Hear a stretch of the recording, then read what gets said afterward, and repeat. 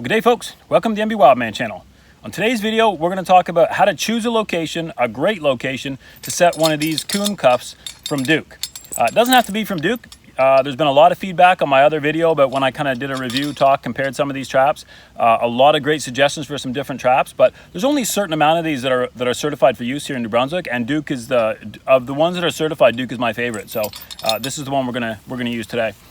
Listen, if you haven't yet subscribed to the MB Wildman channel, go ahead and hit that subscribe button. Turn on that bell so that you get notified when we upload new content. Wouldn't want you to miss any videos. And as always, we're looking for questions, comments, feedback, whatever you got. Go ahead and leave those in the comments down below, and we'll get back to you as soon as we possibly can on those. So today we're going to talk about how to choose a great location to set a coon cuff where you're going to catch all kinds of game.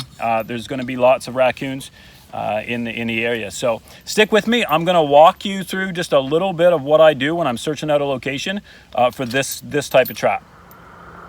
All right, folks, so as you can see, I'm right on the edge of a road here, just a regular, kind of two-lane highway, and there's a bridge with a good-looking stream that goes under it.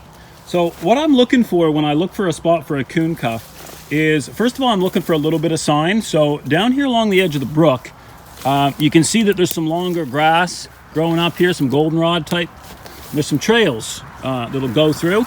So if you duck down a little bit, you can see that there are pretty obvious travel routes coming into this stream where it meets the road.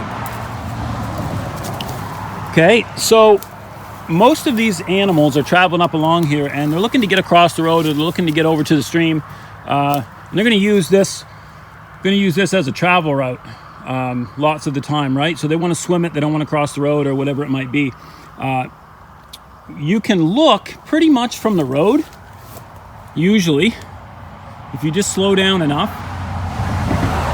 Some traffic going by here now. Hope the sound is okay. But if you just slow down enough when you cross over one of these, if you got nothing coming in the rear view, and just take a look, and you'll be able to see kind of flat spots or grassy areas right along the edge of the bank where you've got some trampled down grass. And this doesn't always mean raccoons, but there's a really good chance that raccoons are amongst the creatures that are coming and going from this particular spot. So here's a little honey hole right here. You can see right here, there's a spot that some stuff has been coming and going from the water, and it's made a pretty good trail right back that way. Now, what I'm gonna do is I wanna keep my coon cuff back away from the water just far enough so that they're gonna see it and smell it as they travel the water's edge, but they're certainly not gonna be able to get in the coon cuff and then get in the water, right? So this is a restraining trap, and we want to just hold the raccoon until we get here to dispatch. Another thing that you're going to want to do is make sure that you're aware, and like we just said, you are going to have to dispatch this raccoon at the end. So, of course, make sure that you're legal distance from houses when it comes to using whatever you use to dispatch. As far as setting traps too, right? This is a land-based set, so it has to be a certain distance, from houses and things. Make sure you check your local regulations and your own laws to figure out what's legal in your state or your province before you do that. Before you set anything, right? If you don't know your laws, you should really check those out.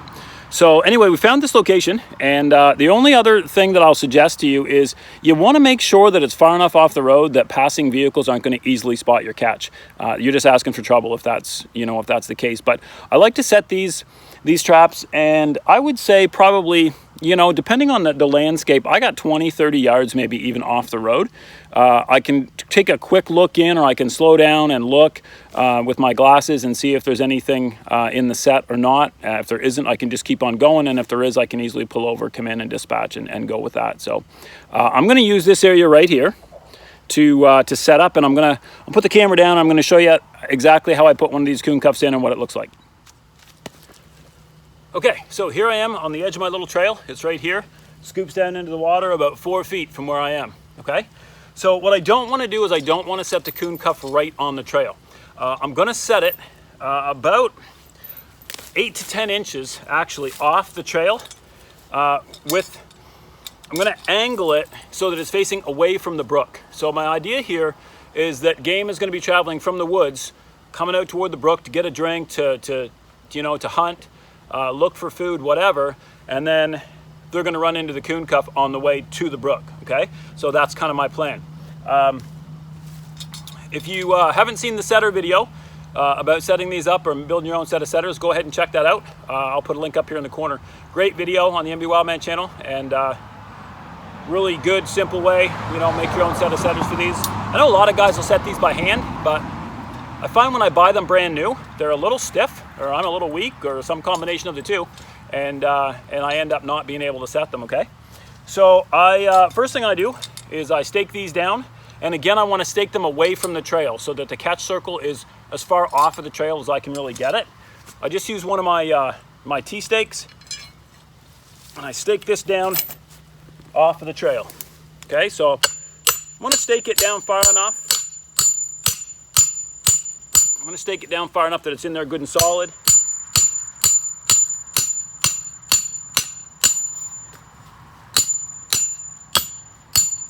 There we go. I also don't want it, you know, kind of to be sticking up to be seen or anything like that. So once the trap is staked down, these are great. They've got a triple swivel on them, right? So they got one right where I just staked it, they got one halfway, and then they got one on the bottom. Once it's staked down, I'm gonna go ahead and set the trap. Okay, so once it's set, like I say, I'm gonna angle it away from the water toward the trail, and I'm gonna put it back here, you know, a solid 6-8 inches off the trail at least, and I want to push it down until it's as far in as it kind of goes naturally. Okay, you don't want to bury it, but you do want it in there pretty good. Any extra chain that can be seen on top of the ground, you can go ahead and just throw some of the natural foliage and stuff, whatever's around, over top of that chain to kind of mask it a little bit. You really don't need to hide these things too much from raccoons, right? I mean, a raccoon's a goat, they'll eat anything pretty much, and they're not worried about smell, they're not worried about, you know, does this look, I mean, they eat out of garbage cans and everything else, right? So you don't have to worry about it. Next step, I'm gonna take my bait. I use this exclusively for coon cuffs. If you haven't seen the video on the absolute best way to make bait for coon cuffs, go ahead and check that out. It's a great video on my channel, and it's real super simple, real easy to make. You can bait a pile of these and it works all the time.